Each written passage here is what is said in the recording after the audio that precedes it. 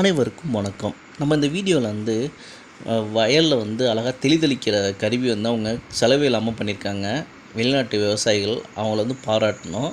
நம்ம தண்ணியை குடிச்சிட்டு அந்த வெறும் கேனை தூக்கி போட்டுருவோம். அந்த கேனை இவங்க சேகரித்து அழகாக அதில் ஒரு பெரிய இதில் சட்டத்தில் கட்டி 3 சட்டத்தில் அழகாக கண்ட்ரோல் பண்ணி அதை கயிறு கட்டி கையில் இழுத்து வச்சுக்கிறாங்க.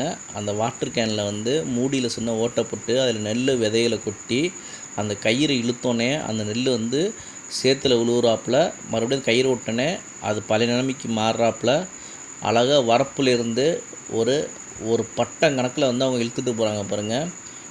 நல்லா விதை உழுவுதுமே இருக்குது. சூப்பராக அவங்க காமிக்கிற வீடியோ அழகாக இருக்குது.